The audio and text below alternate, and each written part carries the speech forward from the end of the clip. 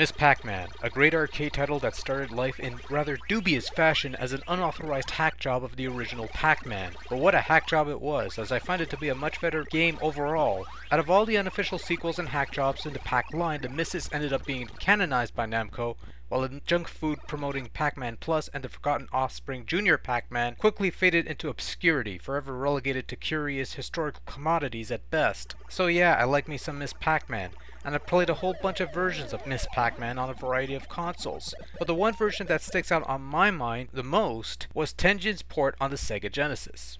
Coincidentally enough, Tengen also released a similar version on the good old Nintendo Entertainment System in an unlicensed flavor, and was a completely different beast from the official version that was put out by original creators Namco. Now we'll be tackling the unofficial NES version some other time, but for today it's all about the Genesis version of Ms Pac-Man.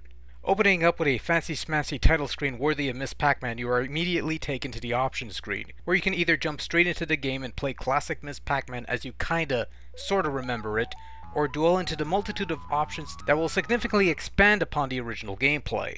Without messing with the options, what you get is classic Ms Pac-Man that plays like Ms Pac-Man, sounds like Ms Pac-Man, and looks like Ms Pac-Man, only with an extra bit of gloss and glitter. At the default settings, you get an almost near-perfect adaptation of the classic arcade original. All the little cutscenes, gameplay, and other details have been retained, and perhaps most of all, the controls are exceptionally tight, responsive, and won't give you any major issues, as long as you're using a standard 3-button gamepad.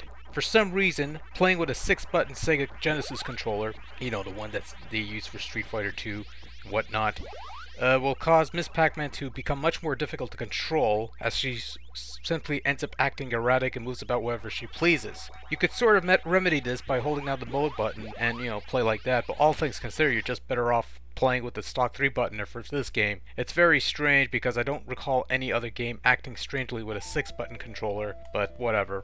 By now you've probably already noticed the scrolling, which happens on damn near every maze.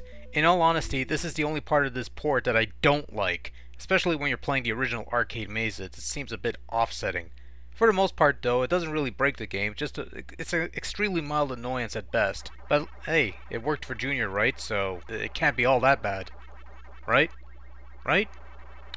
So, Ms Pac-Man on the Sega Genesis gets the bare essentials just right, and if that were the whole game, if you were buying it back then, it'd be a bit of a letdown.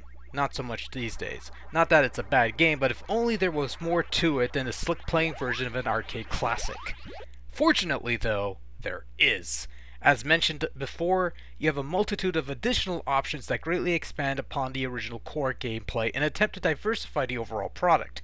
Aside from adjustable difficulty settings and the option to start from any of the first 7 levels, you also have 4 different sets of mazes to fiddle around in. So in addition to the classic original maze set, you also have a set of small mazes, a set of big mazes, and a set of strange mazes, whatever that means. Now that's a pretty diverse set of mazes at your disposal, and so far the Tengen iterations of Ms Pac-Man are the only classic versions I've witnessed to bear this many alternate mazes, with only the homebrew Pac-Man collection for the Atari 7800 being the other version that I've seen to bear this kind of depth. The additional mazes provide quite a bit of variety and replayability to Ms Pac-Man, and I think it beefs up the overall package quite nicely. I wouldn't mind seeing this kind of added effort to some of the more modern or even future ports of these classic games. Another option available is the Pac Booster, which will give Ms Pac-Man an additional boost of speed to outrun ghosts and just blaze through the mazes a lot quicker. You could either set it to be a permanent thing, or something you could sort of activate at the press of a button. It's a nice option to have for some players who are either having a bit of trouble with the game, or just want to speed through levels quickly, although purists could leave the option off if they prefer to do it old school, so to speak. In addition to all of that, you have 2-player options. In addition to the classic alternating gameplay, you also have co-op and competitive modes where player 1 controls Ms Pac-Man and player 2 controls Mr. Pac-Man and his one eye that completely freaks me out actually. As I mentioned before, the graphics in Ms Pac-Man are faithful to the arcade original, only with an additional glossy, shiny look to it to remind you that you're playing this on a 16-bit machine. It's kinda off-putting at first, even when I was a teen playing this back when this cartridge was brand new. I wonder what was the point of making it look shinier, so to speak.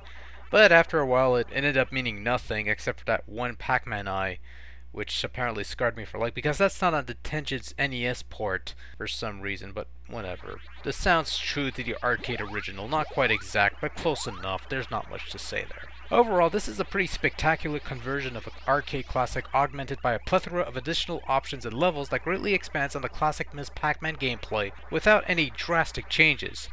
It's the kind of effort that I wish was applied to the Super Nintendo conversion of Space Invaders, which I had reviewed prior and didn't really think too highly of because it was nothing more than a straight port and not much more than that.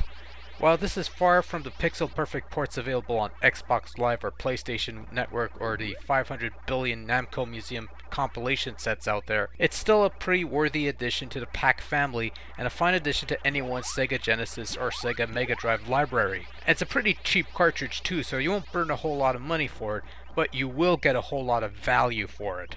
Great port, great game, highly recommended. Just don't forget about that 3-button controller. Trust me on that, you'll need it.